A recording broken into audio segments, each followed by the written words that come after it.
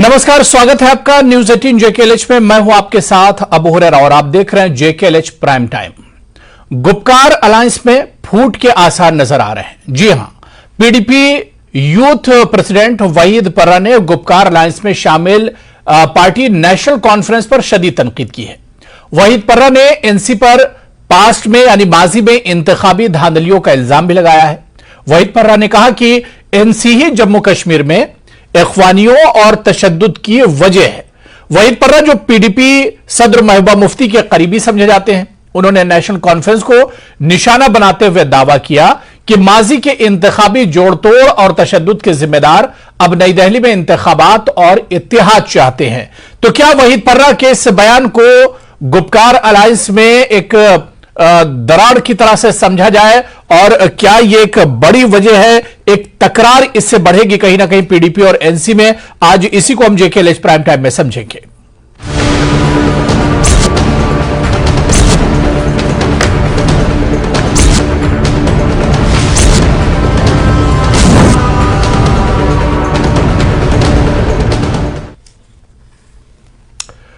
तो वहीद पर्रा का जो बयान है, इससे अब यही समझा जा रहा है कि ये जो गुपकार अलायंस था जिसमें पीडीपी, एनसी और कश्मीर की और भी जो पार्टियां थी वो इसका अलायंस थी, लेकिन क्या जिस तरह से पीडीपी लीडर ने नेशनल कॉन्फ्रेंस पर हमला किया है तो इसे एक दरार समझा जाए और इसे एक तकरार के तौर पर देखा जाए एनसी और पीडीपी में, इसी पर बात करेंगे। बहुत खास मेहमान मेरे साथ जुड़ रहे हैं। बहुत जल्दी अपने मेहमानों का आपसे इंट्रोडक्शन करा देता हूं, तारुफ करा देता हूं। मेरे साथ एडवोकेट मुजफ्फर इकबाल खान साहब हैं जो कि स्पोक्स पर्सन है और सीनियर लीडर हैं जम्मू कश्मीर नेशनल कॉन्फ्रेंस से, मेरे साथ जुड़े हुए हैं।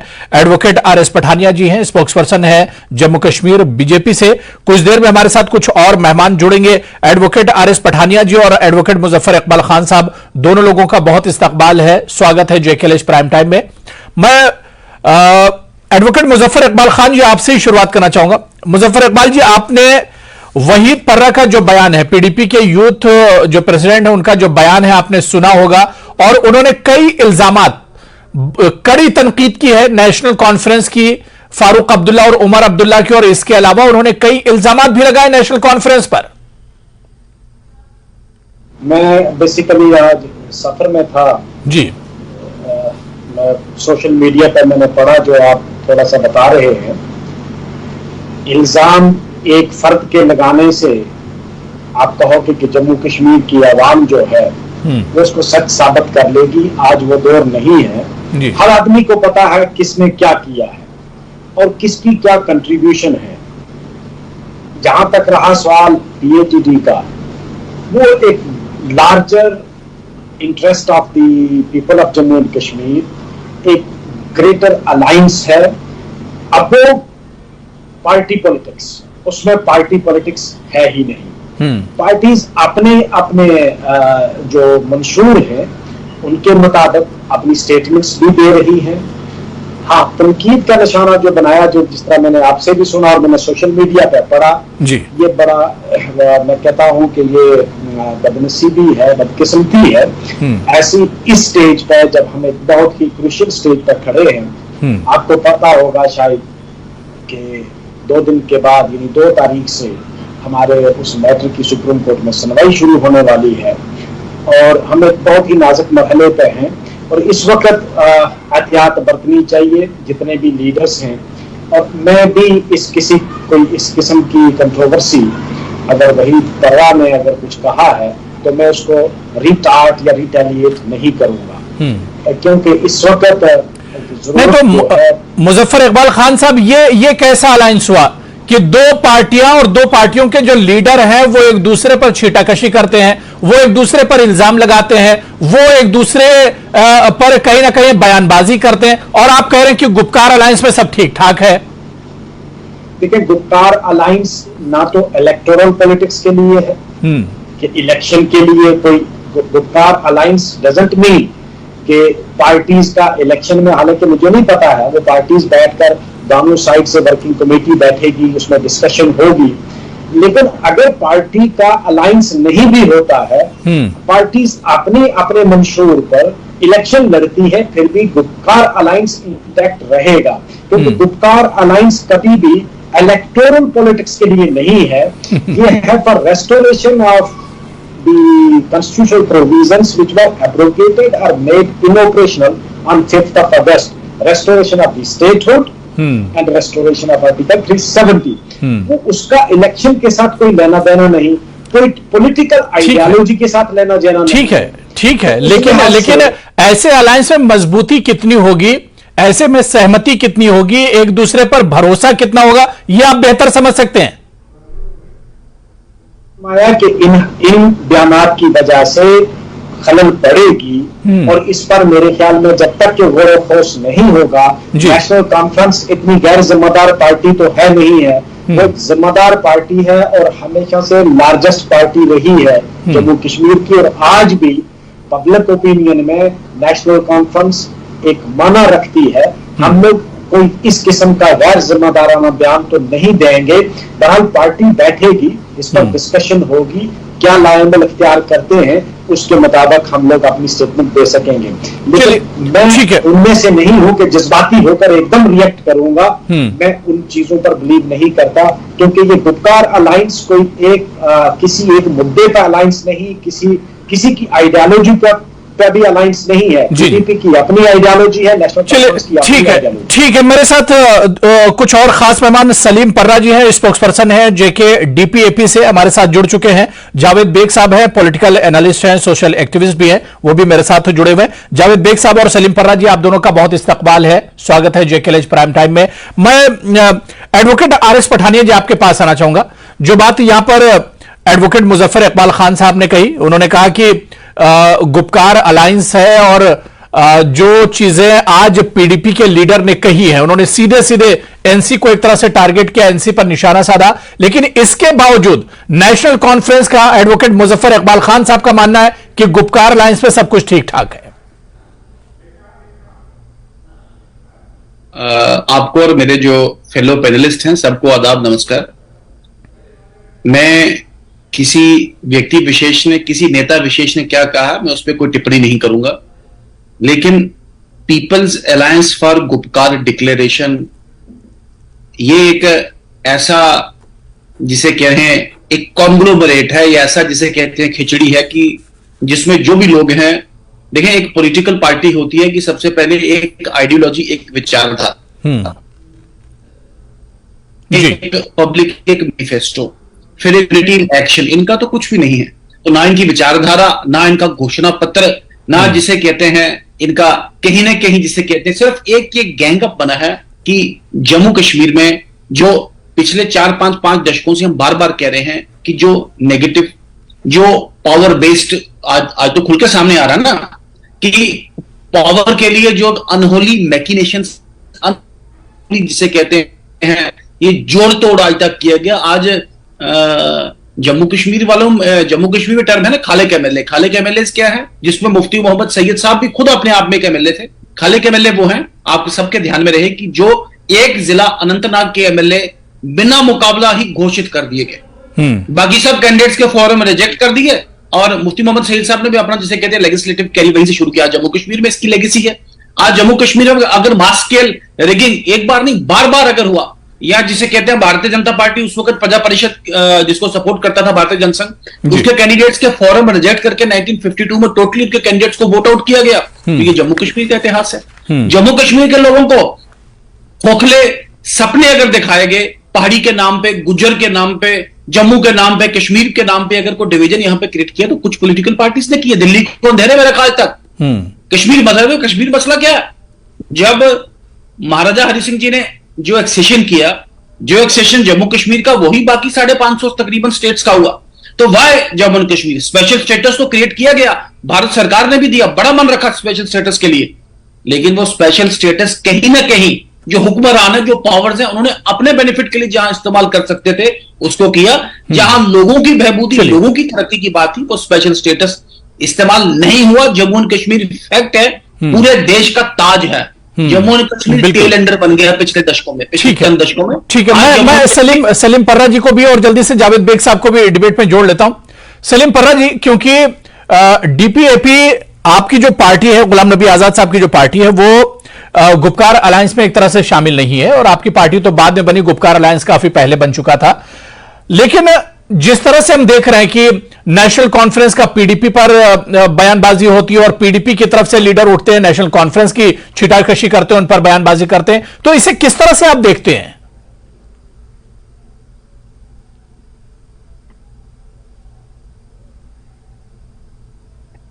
सलीम पर्रा जी, मेरी आवाज आ रही है आप तक?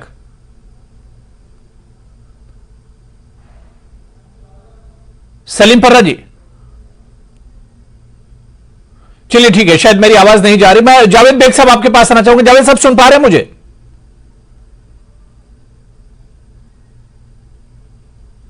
सलीम पर्रा जी, मेरी आवाज आ रही है? जी जी, या सलीम पर्रा जी, मेरा सवाल सीधा सीधा यही था कि जम्मू कश्मीर के लिए एक अलायंस बनता है जिसे गुपकार अलायंस नाम दिया जाता है, लेकिन उसी अलायंस की क्योंकि आप लोग डीपीएपी जो है वो तो इस अलायंस में शामिल नहीं है, इसी अलायंस की जो पार्टियां हैं वो आपस में एक दूसरे पर छीटाकशी करती हैं और बयानबाजी करती हैं, तो किस तरह से इसे आप देखते हैं? बहुत अच्छा सवाल है समीर जी। मैं आपको बताऊं कि जिस पार्टी की आप बात कर रहे हैं, पीडीपी की, मैं किसी की नुक्ताचीनी नहीं करना चाहता, बल्कि आइडियोलॉजिकल डिफरेंसेस हमारे बीच में हो सकते हैं। पीडीपी की अगर हम बात करें, मुफ्ती साहब फ्रॉम डे वन जब उन्होंने सियासत ज्वाइन की है, he was against the ideology of national conference. ये आज की बात नहीं है, लेकिन फिर समझ नहीं आता कि यही पीडीपी जो कल तक नेशनल कॉन्फ्रेंस की मुखालफत करते थे, they share the table, in fact एक दूसरे की उन्होंने तारीफें की। It's not about PDP only, it's about vis a vis, it's same about National Conference. National Conference जो ये कहते हैं कि, मैं उमर साहब का एक शार आपको कोट करूं, ऑन रिकॉर्ड रहेगा, कि लम्हों ने खता की, सदियों ने सजा पाई। अगर आपका ये मानना है, साइमल्टेनियसली आप उनके साथ हैंडशेक करते हैं, सिर्फ हैंडशेक नहीं करते हैं, टेबल शेयर नहीं करते हैं, फिर उनकी तारीफें करते हैं, तो मुझे लगता है कि इससे जो लोगों में एक जो सियासत पे एक भरोसा होता है, ट्रस्ट होता है, वो उठ जाएगा। अपनी पॉलिसीज, लीडर्स पे एक रिस्पॉन्सिबिलिटी रहती है। मैं जिस जमात में हूं, हमारे कायद की सख्त हिदायत है, वो इनफैक्ट वो प्रेस में भी आया, हम किसी की तनकीद ना करें। आइडियोलॉजिकल डिफरेंसेस हो सकते हैं, लेकिन मैं आपको बताऊं सर, अगर हम इन दो पार्टीज की बात करें, चाहे हम नेशनल कॉन्फ्रेंस की बात करें या पीडीपी की बात करें, अगर आपका मानना है, अगर आपके लीडर्स का मानना है कि जनाब हम यूटी में इलेक्शन नहीं लड़ेंगे, तो ये कहें ना कि हमारी पार्टी ही नहीं लड़ेगी, इससे लोगों में कियोस होगा। इससे लोगों में, आज आपके बयानात आते हैं 87 रिगिंग के बारे में, आप उसी के तनाजुर में सवाल मुझसे पूछ रहे हैं। ये 87 की रिगिंग तब भी थी ना जब आपने पीएचडी का अलायंस नेशनल कॉन्फ्रेंस में किया था। ये 87 की रिगिंग तब भी थी ना जब आपने फारूक साहब को चीफ पैटर्न पीएचडी का बनाया।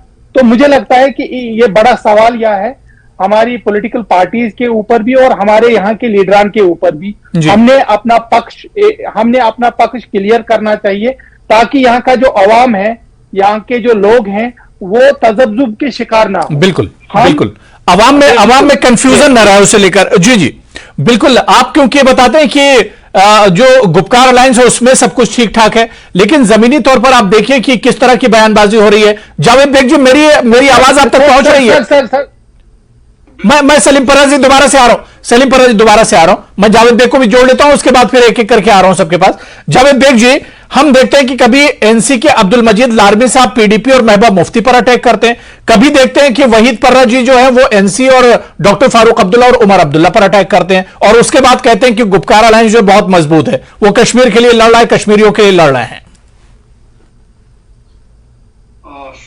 देखिए, पीएचडी जिन उसूलों की बात कर रहे हैं, इन्होंने खुद ही उन उसूलों को पामाल किया। हमारे जो बुजुर्ग लोग हैं कश्मीरी, जिनको हिंदी उर्दू नहीं आती है, वो इसे गुपकार अलायंस नहीं कहते हैं बल्कि गटकार अलायंस कहते हैं। मैं जब भी बुजुर्गों के साथ बैठता हूँ, बात होती है गटकार अलायंस की। गटकार हुआ क्योस या तबाही, तबाही वाला अलायंस है।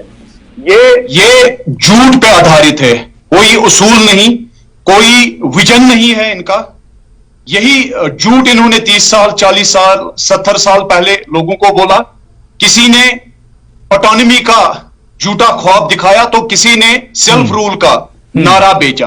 बहरहाल ये दोनों जमातें, they are two sides of same coin. लोग इन पे भरोसा नहीं करते हैं। मेरी जनरेशन के जो नौजवान है, खासकर वहीदुर रहमान पर्रा साहब ने आज एक अच्छी बात कही। मैं उनकी आइडियोलॉजी के साथ नहीं, उनकी पार्टी के साथ नहीं हूं, लेकिन वहीदुर रहमान पर्रा चूंकि मेरी ही जनरेशन का एक नौजवान है, एस्पायरिंग पॉलिटिशियन है, उन्होंने एक बात सही कही कि हर फितने की जड़ नेशनल कॉन्फ्रेंस है, उसमें कोई दो राय नहीं। मेरे दोस्त जो नेशनल कॉन्फ्रेंस में इस वक्त होंगे, कुछ उनके एम्प्लॉई है जो टीवी पर आते हैं, या कुछ लोग बैकग्राउंड में उनकी तारीफें करते हैं, लेकिन वो खुद भी सफर हुए हैं। ऐसा नहीं कि वो सफर नहीं हुए। मैं खुद सफर हुआ हूं नेशनल कॉन्फ्रेंस के उन जो इन्होंने कश्मीरियों के साथ धोखे किए, जो इन्होंने डाके डाले, उनका मैं खुद शिकार हुआ हूं। जिस वक्त हम पैदा हुए, मेरी जनरेशन के कश्मीरी नौजवान, उस वक्त कश्मीर में पूरा कियोस था, हर तरफ तबाही थी, कश्मीरी मर रहे थे। मेरे कश्मीरी पंडित भाइयों को घर से बेघर किया जा रहा था, कश्मीर के नौजवानों को कब्रिस्तानों की जीनत बनाया जा रहा था। वो नेशनल कॉन्फ्रेंस की देन है। उसमें आज मुझे नहीं लगता है दुनिया की कोई वॉशिंग मशीन इनके उस पाप को धो सकता है। हां, आज PAGD का जो इन्होंने नया एक ड्रामा बनाया है, वो बिल्कुल खोखला हो चुका है। मुझे लगता है आने वाले इलेक्शन में जो कुछ बची कुची इनकी जित थोड़ी सी इज्जत है, वो इज्जत भी चली जाएगी, क्योंकि आज तक इन्होंने झूठ बोला, इनकी इज्जत नहीं रही कश्मीरियों में। अब ये खुद, मुझे लगता है आने वाले कुछ हफ्तों में ही इनका ये पूरा ड्रामा बंद होने वाला है। ये ड्रामा ज्यादा देर नहीं रहेगा। अब ठीक है, ठीक है। मैं एडवोकेट मुजफ्फर इकबाल खान जी, जो साथी पैनलिस्ट हैं, आपने उनको सुना, और खासतौर से जावेद बेग को भी आपने सुना कि भाई सामने कुछ है और पीछे कुछ है। आप देखिए कि आपने कहा कि हम जो गुपकार अलायंस है वो अपनी जगह है, लेकिन एनसी और पीडीपी की सियासत अपनी जगह है। लेकिन आप देखिए ना कि कभी अब्दुल मजीद लारबी उठते हैं और महबूबा मुफ्ती और पीडीपी की तनकीद करते हैं और उन पर उन्हें निशाना बनाते हैं, तो कभी वहीद पर्रा की तरफ से बयानबाजी होती है। फिर किस तरह से आपके गुपकार अलायंस में मजबूती है? कैसा यह अलायंस है? क्या इसे टूटना समझा जाए? गुपकार अलायंस जो है वो कोई इलेक्शन अलायंस तो है नहीं, वो फॉर अ ग्रेटर काज, जम्मू कश्मीर की आवाम के लिए, ग्रेटर काज के लिए अलायंस है। नहीं तो फिर जम्मू कश्मीर की आवाम को बेवकूफ बना रहे हैं आप लोग। नहीं, ऐसा नहीं है। बहरहाल मैंने कहा ये लोअर लेवल की बात है, और मैं खुद भी इस पर जब तक कि पार्टी कोई डिसीजन नहीं लेती, मैं इस पर कमेंट नहीं करना चाहता। मैंने कहा हम बहुत एक नाजुक मरहले पर हैं। मैं किसी का खरीदा हुआ हूं नहीं कि मैं आपको वही जो मुझे तोता की तरह रट लगा के कहा जाएगा ये बोलो स्क्रीन पर, तो मैं वो बोलूंगा। मैं वो बोलूंगा जो मेरे ज़मीर ने मुझे इजाजत देनी है। मैं किसी की रट लगा के यहाँ नहीं बोलता, मैं किसी का परवर्ता भी नहीं हूँ इस वक्त। मैं अपने ज़मीर की बात हमारी जनरेशन के कश्मीरी नौजवान इन पे हंसते हैं। ये कान आदमी है बीच में, इसको बंद करो जरा, इसका स्पीकर। ये देखिए, इनमें इतनी सी कटसी नहीं है। ये तो बहुत ही नॉनसेंस आदमी है भाई साहब। आज 87 का दौर नहीं है, 96 का दौर नहीं है। आप पुलिस के दबाव में हमें लाएंगे। इस डिबेट आज मोदी साहब का दौर है। To people like this, it is below my dignity. I don't interfere, I don't intervene, but this is not fair. नहीं, आपका लहजा बता रहे हैं ना, आप कौन सा? नहीं, ठीक है।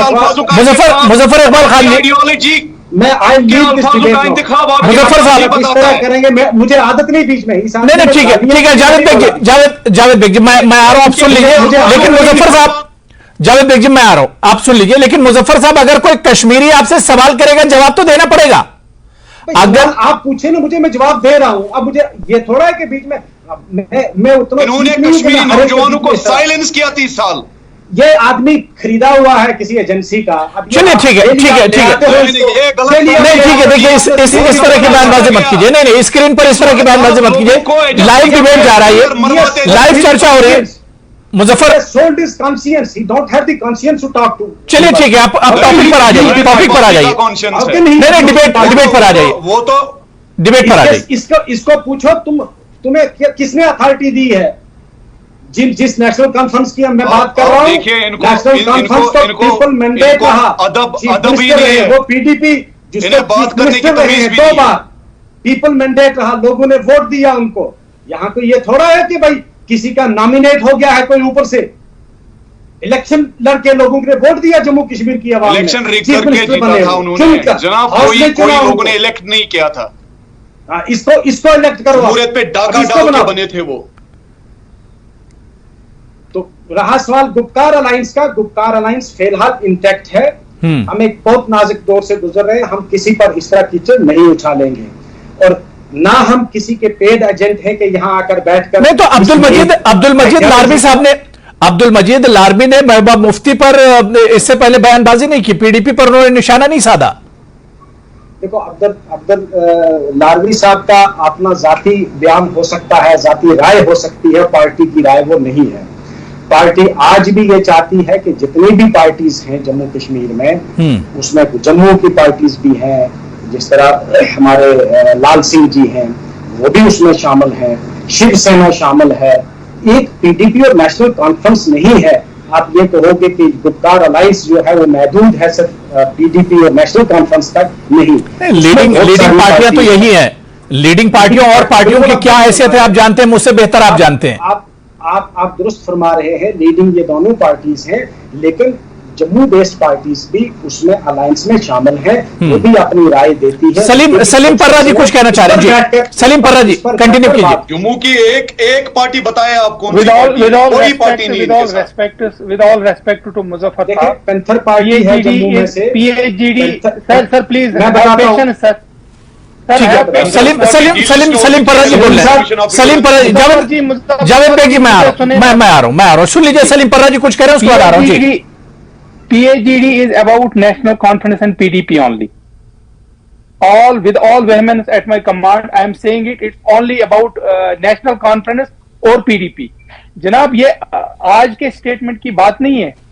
अगर Mehbooba ji on floor of the house, Omar साहब चीफ मिनिस्टर थे, Mehbooba ji on floor of the house कहते हैं कि उमर साहब कातिल है, for the sake of arguments वो कातिल हैं, फिर शेक हैंड्स क्यों किए?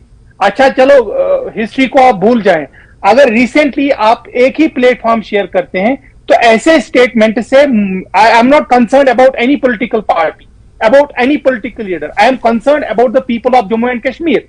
किस पे भरोसा करेंगे, कहां जाएंगे? तो मेहरबानी करके अपना पक्ष आप क्लियर करें, आपकी दिशा क्या है, आप चाहते क्या हैं। मैंने पहले ही अर्ज आपको किया, अगर महबूबा जी कहती है कि लीडर का मतलब यह होता है ना कि आपको लीड करना है, बाकी जितने भी आपके पार्टी में छोटे छोटे लीडर्स हैं वो फॉलो करेंगे। दोनों मुजफ्फर साहब अब जवाब दे दिए। सर आई कंप्लीट अगर sir I complete first please. अगर दोनों लीडर्स का, उमर साहब का भी महबूबा जी का भी ये मानना है कि यूटी में उनकी इज्जत के खिलाफ इलेक्शन लड़ना है, क्या उनके जितने भी बाकी फॉलोअर्स हैं, बाकी लीडर्स हैं, उनके लिए शर्म की बात नहीं है? So at the end of the day it's the people, यहां पर डेमोक्रेसी में लोग। ठीक है, मुजफ्फर साहब जवाब दे रहे हैं, मुजफ्फर इकबाल जी जवाब दे रहे हैं जी। सलीम साहब उमर साहब ने ये कहा कि मैं जाती तौर इलेक्शन नहीं लड़ूंगा, उन्होंने ये नहीं कहा कि मेरी पार्टी इलेक्शन नहीं लड़ेगी, पार्टी इलेक्शन लड़ेगी। उमर साहब will not be a chief ministerial candidate. Reason उन्होंने कल भी जो आपने इंटरव्यू में कहा कि मैं एक most powerful state of this country, जिसकी असेंबली को सबसे ज्यादा ताकत थी, मैं उसका चीफ मिनिस्टर रहा हूं, तो मैं अब इस यूटी का चीफ मिनिस्टर नहीं बनूंगा। और मेरे ख्याल में महबूबा जी ने भी इसी पर इत्तेफाक किया कि वो भी कह रही है कि मैं भी इलेक्शन नहीं लड़ूंगी, लेकिन पार्टी इलेक्शन लड़ेगी। पार्टी इलेक्शन न लड़ने का मतलब ये है कि आप अपने दुश्मन को स्पेस छोड़ रहे हैं। Sir do you agree with the statement of Waheed Parra is a very responsible person of PDP? Do you agree with his statement? It is a statement of his party. I don't agree. Slim sir, I don't agree with his party. I'm not saying that I am agreeing. I don't agree with his statement. देखिए, कल आप एक जगह रहेंगे, परसों आप दूसरी जगह रहेंगे। My concern is कि लोग क्या सोचेंगे सियासत के बारे में, यहाँ के लीडरान के बारे में क्या सोचेंगे? You are putting them to the confusion, sir. Salim Saab, I agree with you. We must exercise maximum restraint at this stage. लेकिन अगर किसी ने कुछ कहा है तो मुझे नहीं लगता है कि इससे पीएचडी में दरार पड़ जाएगी। दूसरा, आपने कहा जम्मू की कौन सी पार्टी है, जम्मू की कंसर पार्टी। ठीक है, अब देखिए मेरे पास समय कम बचा, मैं आरएस पठानिया जी आपके पास आना चाहूंगा। सर देखिए, बार बार मुजफ्फर इकबाल साहब यही कह रहे हैं कि पीडीपी एनसी में सब कुछ ठीक ठाक हो ना हो, लेकिन जो गुपकार अलायंस है उसमें सब कुछ ठीक ठाक है। क्या इसे आप सही मानते हैं? यह बात हजम करने लायक है? देखिए, मैंने पहले भी कहा कि पिछले 6-7 दशकों से 6-7 डिकेड से जो फ्रॉड जम्मू कश्मीर में किए गए, उन फ्रॉड को अगर डिफेंड करूं कि सबसे पहले तो पावर में क्लिक होके रहना, कहीं ना कहीं फारूक अब्दुल्ला साहब, nation conference, peoples democratic party तो नहीं है, लेकिन मुफ्ती मोहम्मद सईद साहब उस वक्त कांग्रेस में रिलेवेंट थे, और तीसरी कांग्रेस पार्टी, अपने ये टोटल फ्रॉड्स के ही लोगों के सामने आना जाए। हम किसी ना किसी तरीके से अपनी पावर, अपनी कुर्सी बचा लें, बाद में कुछ देखने। ये सिर्फ एक कुर्सी बचाने वाला और पावर जिसे कहते हैं जाने के लिए एक पावर हंग्री अलायंस है, जिसका कहीं भी कोई आइडियोलॉजिकल जिसे कहते हैं वैचारिक, या जिसका कहते हैं कोई फिलोसॉफिकल, या कोई घोषणा पत्र, या इनका कोई व्यू पॉइंट, किसी भी बात पे इनका कोई मेल खाता नहीं है। जनता, जावेद बेग, एक लास्ट कमेंट आपसे ले लेता हूं। जावेद बेग, अवाम, आप कहते हैं कि अवाम का भरोसा, अगर इस तरह की सियासत होगी तो अवाम का भरोसा उठ जाएगा सियासत से। देखिए, ऑलमोस्ट जो मेहनतें एनसी ने और पीडीपी ने जो बची कुची कसर थी निकाली लोगों का भरोसा तोड़ने में, all credit goes to national conference, कि लोग अभी भी जमहूरियत के इस बड़े मंदिर पे यकीन नहीं कर पा रहे कश्मीर में। पिछले 2-3 साल से लोगों का थोड़ा सा एतमाद बढ़ गया है इंस्टीट्यूशंस पे, और जो कुछ historical decisions prime minister Modi साहब ने लिए जम्मू कश्मीर के लिए, डेवलपमेंट के हवाले से, एम्पावरमेंट के हवाले से, या डिफरेंट कम्युनिटीज, मैं आपको एक छोटी बात यहां पे कहना चाहूंगा और आपके चैनल के माध्यम से ऑनरेबल पीएम साहब को मुबारकबाद देना चाहूंगा।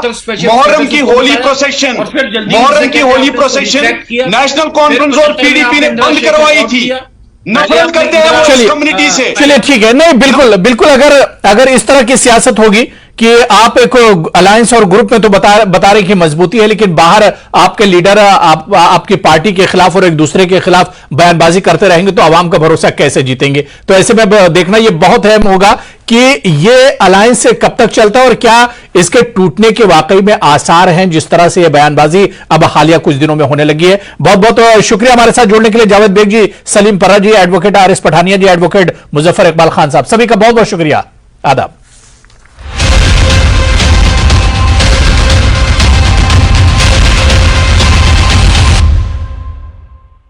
Channels, 15 languages. त्रिश्याम नगर कॉलोनी में चोरों ने एक मकान को अपना निशाना बना लिया। 1,75,000 रुपए लेकर फरार हो गए। अलवर जिले के बहरोड में दिल्ली जयपुर हाईवे पर कई किलोमीटर लंबा जाम लगा रहा।